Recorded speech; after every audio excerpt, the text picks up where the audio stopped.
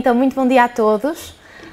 Estou muito feliz de estar aqui nesta manhã, neste 7º seminário que nós organizamos com tanto amor e carinho desde a primeira edição. Obrigada a todos por estarem aqui presentes. E hoje vou falar sobre um tema que me diz bastante, que é o pensamento, porque realmente é algo que todos os dias nós fazemos, não é? Nós pensamos sempre e o pensamento envolve-nos em todas as dimensões do nosso ser, então é isso que nós vamos falar um bocadinho melhor hoje.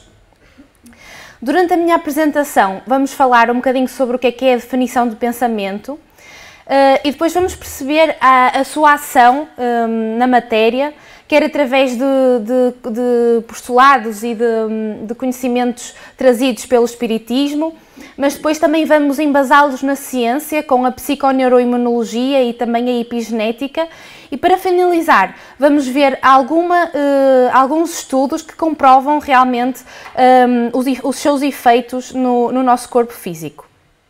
Então, antes de mais, gostaria de começar por definir pensamento e que o Dr. Décio Iandoli, no seu livro Fisiologia Transdimensional, diz-nos que a matéria fluídica é a matéria fluídica que manifesta os sentimentos e as ideias da alma, que são como ondas eletromagnéticas, tais como as que veiculam imagens da televisão ou da rádio.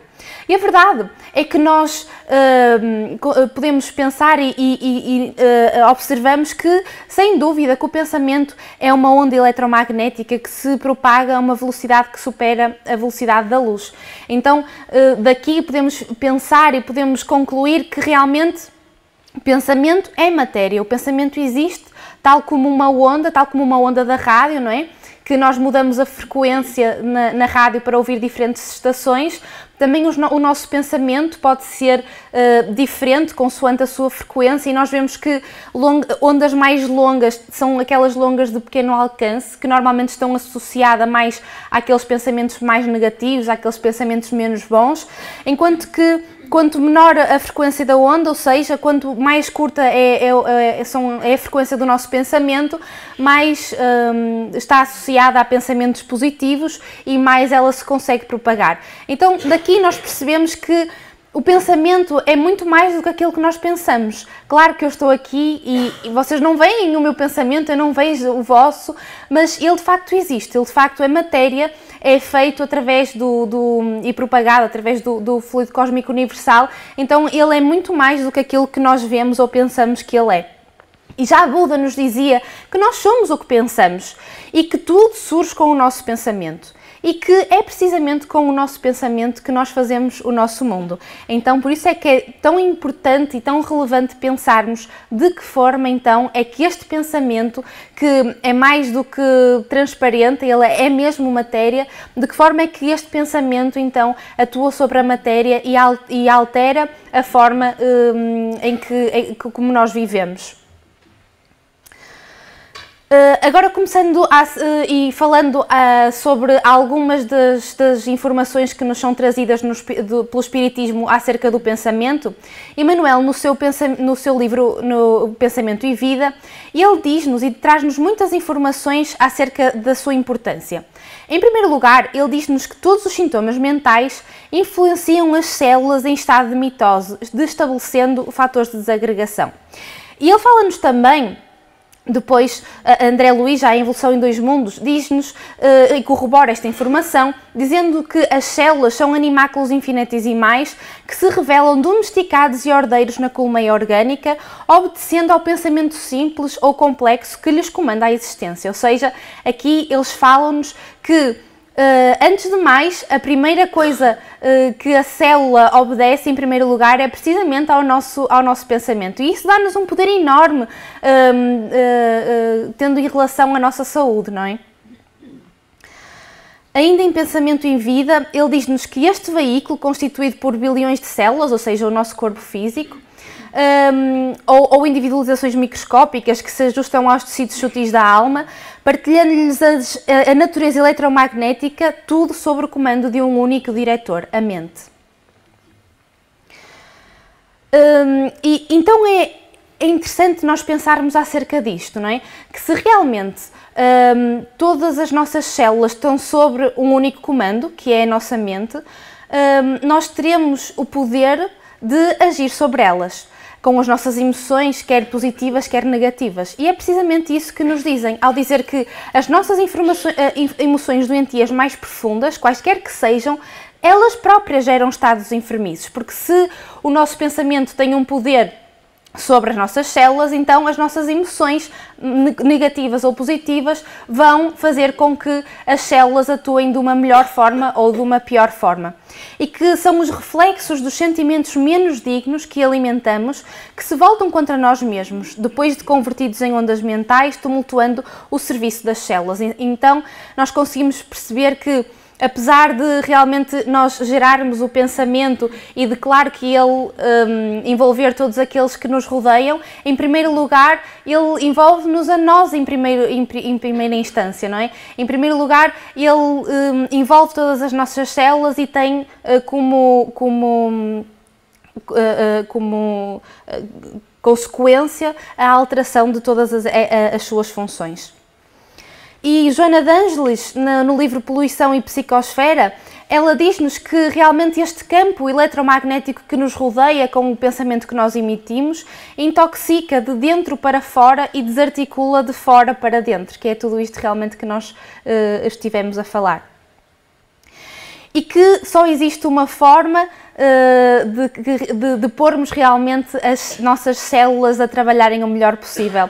E Emmanuel diz-nos que a prática do bem, simples e infatigável, pode modificar a rota do destino, de vez que o pensamento claro e correto, com a ação edificante, interfere nas funções celulares. Então nós vimos realmente os efeitos deletérios das emoções mais doentias, mas Emmanuel traz-nos aqui realmente a forma de nós pormos as nossas células a trabalharem o melhor possível. E isto leva-nos à definição de saúde que eu acho, que para mim acho que é a que melhor descreve, que é a de Emmanuel, em que ele nos diz que realmente a saúde é a perfeita harmonia da alma, tendo em conta todas estas alterações que ocorrem nas funções celulares através do nosso pensamento. Então, só conseguiremos a verdadeira saúde do corpo físico com a nossa harmonia da alma. E este é um tema que também tem interessado bastante a comunidade científica. Pesquisar realmente de que forma é que então o pensamento consegue interferir nas nossas funções celulares. O Dr. Michael Ruff, que é um imunologista e investigador, interessou-se bastante sobre este tema. Esta área da psiconeuroimunologia tem sido desenvolvida cada vez mais nos últimos anos e ele, através das suas pesquisas, também nos pôde mostrar e concluiu que o pensamento e o sentimento podem afetar o movimento, a divisão ou outra atividade das células, que era o que já André Luiz e Emmanuel nos teriam dito. E que o estado emocional é o principal agente que determina a capacidade da pessoa de combater a infecção, ou seja, consoante o nosso estado mais doentio, o nosso estado mental mais doentio ou com pensamentos mais retos, nós teremos a oportunidade ou nós conseguiremos, nós próprios, alterar a capacidade do sistema imune de nos proteger contra infecções. A doutora Candace Pert, que foi uma importante cientista que descobriu os receptores opioides, que ela dedicou toda a sua vida a estudar essa temática, a determinada altura da sua carreira, ela começou a pensar sobre as moléculas da emoção, tendo escrito um livro sobre isso. Então ela começou a pensar de que forma é que realmente estas emoções se conseguiam plasmar no corpo e de que forma é que conseguiam alterar os outcomes e predispor à doença ou não. Então ela postulou uma teoria que realmente ela descobriu que existiam uns neuropeptídeos que faziam interconexão entre estes três sistemas, entre o cérebro, entre o sistema imune e entre o sistema endócrino. Então temos assim na mente este triângulo que interliga estes três sistemas, então que é a base, digamos assim, para realmente estes neuropeptídeos que ela os chama como moléculas da emoção. Mas vamos perceber um bocadinho isso melhor nos próximos slides. Então ela diz-nos que são estes neuropeptídeos e os seus receptores que ligam o cérebro as glândulas e o sistema imune numa rede de comunicação entre o cérebro e o corpo, provavelmente representando então o substrato bioquímico das emoções, ou seja, algo mais palpável do que nós realmente pensávamos ser. E então que este substrato bioquímico das emoções, os tais neuropeptídeos, estão em constante comunicação com o sistema imune, parecendo controlar, tal como o Dr. Michael Ruff nos dizia anteriormente, a migração das células imunológicas, que são mecanismos através dos quais a saúde ou então a doença são gerados. O Dr. Michael Arwin também é um investigador desta área e também as suas investigações também têm corroborado estas afirmações, em que ele diz que são precisamente as respostas comportamentais que são a chave da ativação de todas estas vias neuroendócrinas e autonómicas que modulam então o sistema imune, com implicações no aumento da suscetibilidade a várias doenças. Com pensamentos mais enfermiços, com pensamentos mais doentios, então eles acreditam que diminuiremos o nosso sistema imunitário, ou seja, alteraremos a função destas células imunológicas e estaremos então mais predispostos a infecções. Então a doutora Candace Pert, após a sua imensa pesquisa, ela conclui que realmente nós não podemos continuar a pensar que as emoções têm menos importância do que propriamente as substâncias materiais ou físicas. Nós devemos vê-las como sinalizadores celulares que estão envolvidos também em processos de tradução de informação para a realidade física, porque são elas, as emoções, que transformam literalmente a mente em matéria.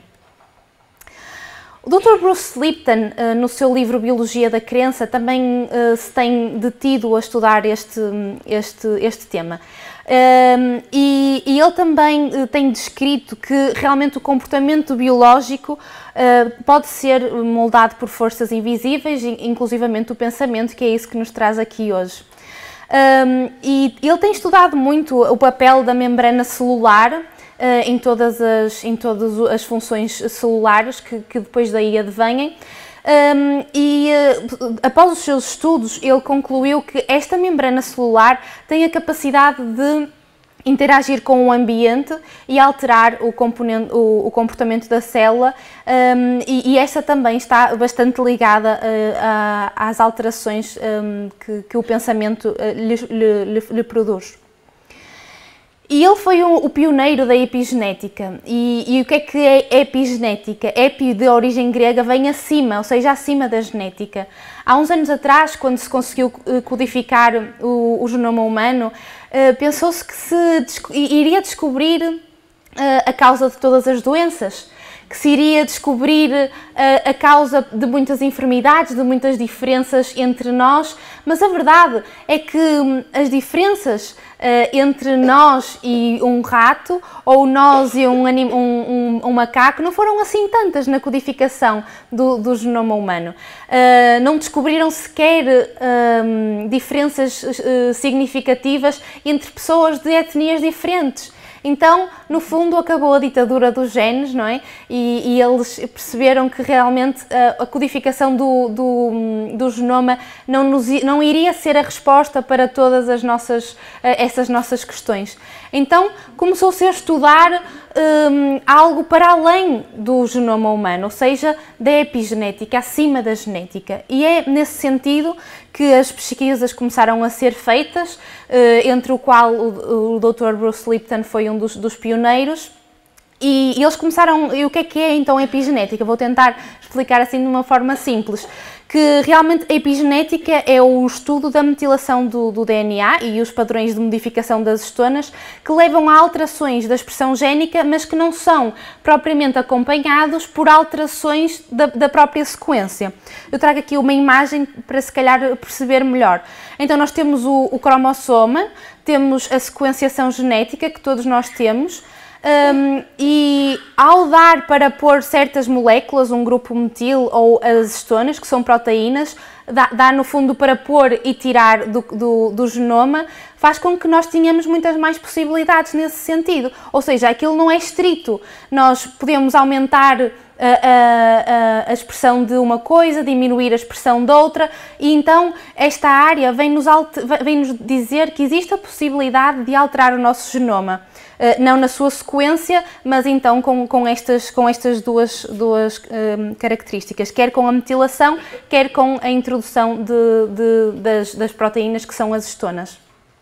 Esta metilação é a modificação epigenética que é mais comumente estudada, que é a adição de um grupo metila à citosina, então é a tal metilação do DNA.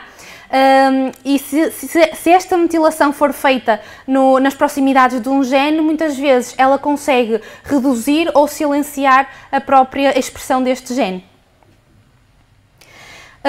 E foi tão importante a descoberta destes mecanismos que normalmente o DNA é composto por quatro bases, mas agora diz-se que realmente a metilação é quase como uma quinta base do DNA, porque aumenta imenso a variabilidade genética e faz com que o DNA seja então suscetível ou não às alterações, às transformações que são necessárias para então o gene ser transcrito. Se um gene estiver com o grupo metil, ele não é metilado, ou seja, a expressão génica não consegue ocorrer.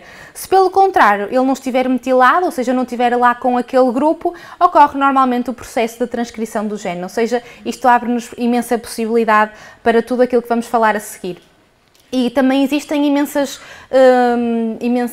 pesquisas que relacionam então a possibilidade da metilação com o próprio cancro.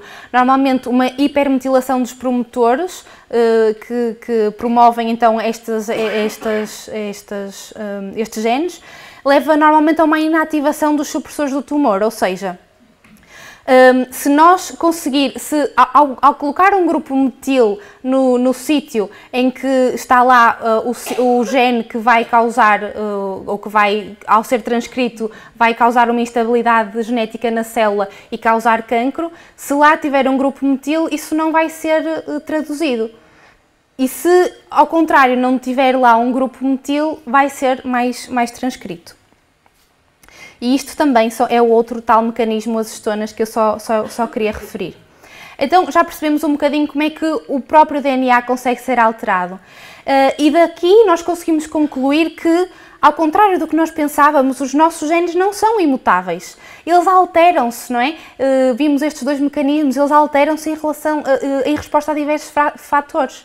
E este trabalho foi feito por Kazuo Murakami, que no seu livro Código Divino da Vida, em que ele concluiu que realmente as células estão equipadas por um mecanismo de liga e desliga que pode ser ativado, adivinhem, por uma atitude mental, que realmente vem de encontro a tudo aquilo que nós dizemos e que nós temos estado a referir. Então, no seu trabalho, ele postulou que pesquisas recentes demonstram que a nossa maneira de pensar pode então ativar ou desativar os nossos próprios genes. Hoje em dia, muitos estudos têm demonstrado efeitos desfavoráveis na própria expressão génica em resposta a fatores emocionais negativos, como o choque, a ansiedade, o medo, a raiva e o ressentimento, mas ao invés, também foi demonstrado, no outro lado, que o riso, que é uma expressão de uma emoção positiva, pode influenciar a mente e o corpo a nível molecular e ainda biológico, e que estas emoções positivas induzem a expressão de genes que codificam os tais neuropeptídeos, que eram aqueles neuropeptídeos que a doutora Candace Pert descreveu. Então agora vamos passar para uma segunda parte da nossa apresentação, que vamos ver algumas investigações científicas dos últimos anos que comprovam realmente o efeito do pensamento nas nossas funções celulares. Esta investigação foi realizada com um grupo de doentes diabéticos. Porque, como todos nós sabemos, o objetivo nos diabéticos é diminuir a glicemia após comer, após as refeições. Então eles dividiram os diabéticos em dois grupos. Um grupo foi para uma sala e viu uma comédia, em que eles proporcionaram o riso, a alegria, a diversão. No outro grupo, eles foram expostos assim a filmes que predispusessem a mais ansiedade, a mais choque, e então eles depois, a seguir a terem exposto estes dois grupos a diferentes emoções, foram medir a glicemia capilar para ver se ou o riso e a ansiedade tinham tido diferentes efeitos. E a verdade é que eles descobriram, e após a análise da glicemia dos dois grupos, conseguiram perceber que as emoções positivas desciam muito mais rapidamente a glicemia pós-prandial, ou seja, que o próprio riso tinha um efeito benéfico, ao contrário que emoções negativas mantinham a glicemia bastante alta e não conseguiam fazer com que ela descesse, tendo assim um efeito mais deletério para estes dois grupos. Para este grupo das emoções negativas e efeitos positivos para o grupo das emoções positivas. Também um estudo realizado que estudou mulheres otimistas, e eles conseguiram descobrir que estas mulheres, este grupo de mulheres otimistas, tinham um melhor perfil de fatores de proteção para a doença cardiovascular e tinham uma melhor condição de saúde em geral, quer relativamente aos diabetes, tinham muito menos diabetes, muito menos hipertensão, não tinham colesterol alto e tinham muito menos percentagem de depressão. E existia ainda uma taxa mais baixa de mortalidade total, quer relativamente ao cancro, quer relativamente à doença cardiovascular. E concluíram então, na Women Health Initiative, que o otimismo seria associado a uma incidência reduzida de doença coronária e também à diminuição da mortalidade relacionada com esta causa. Estudaram também que afetos positivos, como a alegria e a felicidade, tinham uma associação muito próxima com o sistema nervoso central e que modulavam quer a frequência cardíaca, quer o sistema neuroendócrino. E que disposições positivas, como o otimismo e a esperança, eram bastante relevantes na forma como as pessoas enfrentavam situações estressantes. Agora, passando para um estudo da Harvard Medical School, que se chamava Otimismo e a sua Saúde. Um estudo de 2016 tentou perceber esta ligação entre emoções e infecções virais do trato respiratório, tendo em conta também um bocadinho aquilo que nós falamos há pouco da psiconeuroimunologia do Dr. Michael Ruff e do Dr. Irwin. Então, o que é que eles fizeram? Eles tinham 193 voluntários saudáveis e expuseram estes 193 voluntários a um vírus respiratório comum. E depois de analisar estes dois grupos, não é? Dividiram outra vez em dois grupos, eles perceberam que aquele grupo que tinha um estilo de vida mais positivo tinha então menor probabilidade de desenvolver estes sintomas virais do que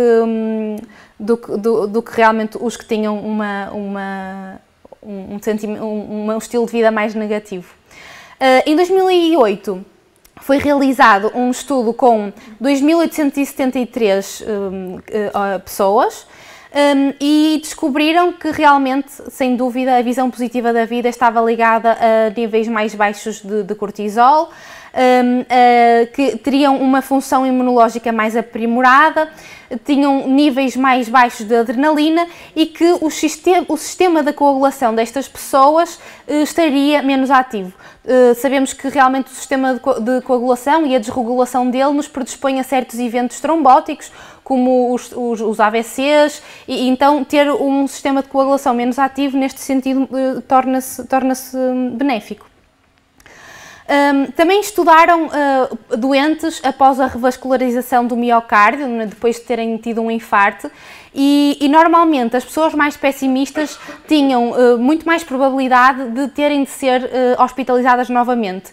E que os homens pessimistas tiveram 3 vezes maior probabilidade de desenvolver hipertensão e 2 vezes maior probabilidade de desenvolver outras doenças cardíacas. E que realmente todo aquele grupo com emoções positivas tinham uma pressão arterial mais baixa. Passando agora para um caso experimental, com 3 grupos de ratinhos, Este grupo, este estudo pretendeu estudar realmente a importância não só das emoções positivas, como nós estávamos a falar, mas também da capacidade ou da importância de nós não nos sentirmos impotentes perante certas circunstâncias.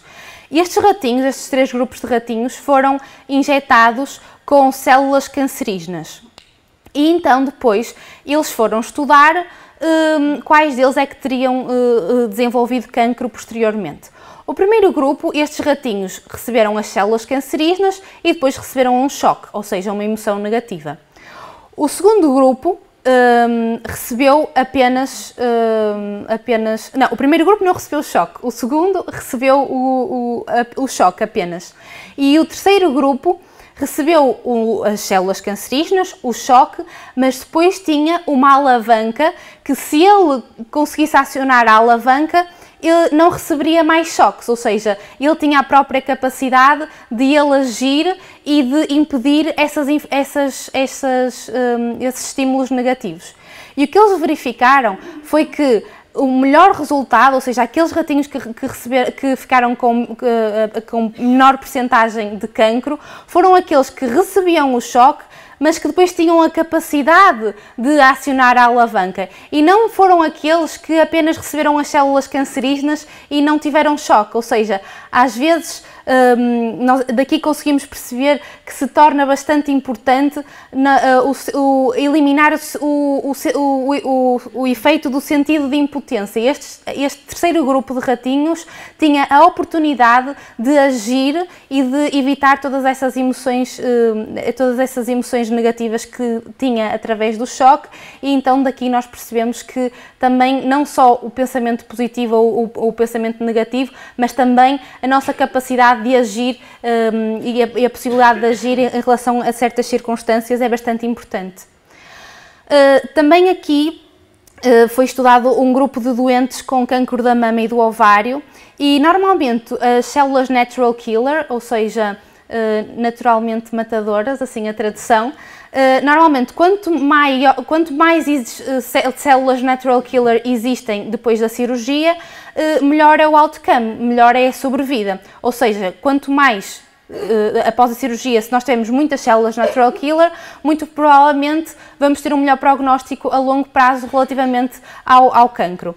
E a verdade é que eles descobriram que doentes que enfrentavam psicologicamente melhor a doença tinham um maior número destas células que depois lhes trazia bom prognóstico, e todas aquelas mulheres que se sentiam amadas e apoiadas tinham também estas células natural killer mais combativas do que aquelas que eram solitárias e impotentes. Aqui também esta parte também da impotência, tal como aos ratinhos, se mostrou bastante importante. Também uma meta-análise com 165 artigos, que foi realizada na Universidade de Londres, conseguiu concluir que os fatores psicossociais ligados ao stress, ou seja, mais uma vez às emoções negativas, estavam associados a um aumento de risco em cancro em pessoas saudáveis e também uma redução da sobrevivência ainda em pessoas com cancro. E só para terminar esta parte dos estudos, uma grande meta-análise que reviu bastantes artigos também concluiu que, sem dúvida, que o otimismo é um fator preditivo positivo de saúde.